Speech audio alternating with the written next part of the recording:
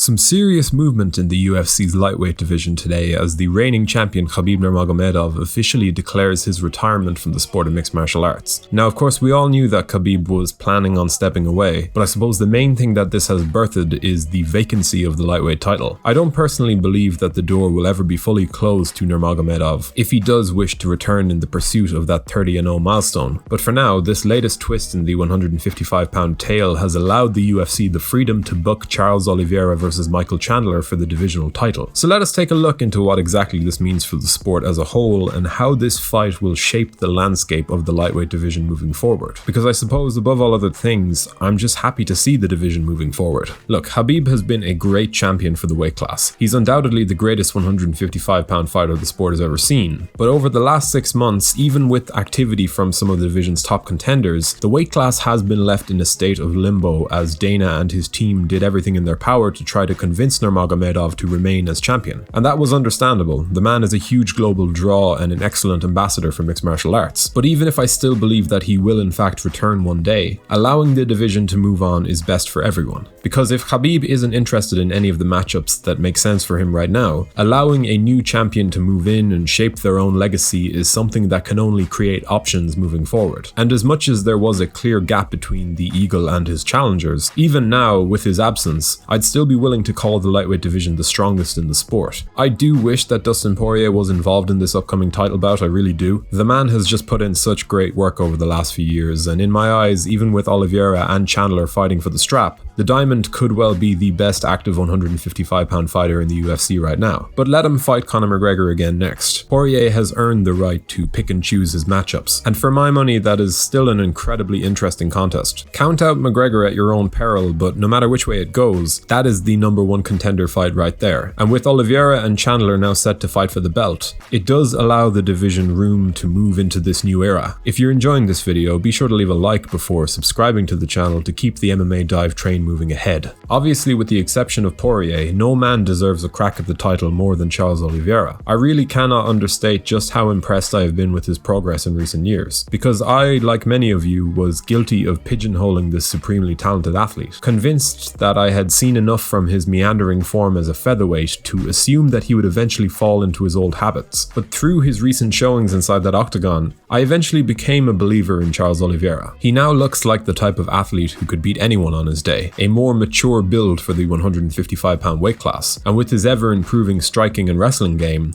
a force that can better dictate the terms of his matchups. But Michael Chandler as a threat to Do Bronx deserves to be taken very, very seriously. Again, it's easy to assume that we've seen enough of him over the years from his run as an elite Bellator lightweight to feel that we understand his levels. But I do believe that Chandler carries enough X factors in his back pocket to make this a highly intriguing contest. He's got the power advantage over Oliveira, and through his strengths as a wrestler, he'll likely have enough in his locker to keep the fight standing if all goes to plan. That first round in particular will be very, very dangerous for Oliveira, that much is clear. But where exactly do I see the routes to victory for both men? Well, Chandler, as I said before, has that one-hitter-quitter kind of power, the type of pop on his shots that could make this a very quick and violent fight. His experience in the fire is also something I would point to as a strength. Obviously, Oliveira has been around for a long time as well, but I suppose that Chandler's skill set has always been rounded out by the attributes he can point to as strengths. Charles has had more of an evolution in recent times. He's showing the type of improvements that are still very much in motion, striking that is still on the rise, fight IQ that looks better with each passing walk to the octagon, and that makes him a highly dangerous task for Michael Chandler. Because as much as that Dan Hooker knockout was pretty sweet, there are still questions about the miles that are on Chandler's motor. We know that he has the tendency to lose some of his spark after the opening round or two, and with a finisher of Oliveira's caliber in front of him, keeping clear of those wild submissions in the scrambles will likely get harder and harder. I do like Chandler's chances of hurting Charles on the feet though, make no mistake.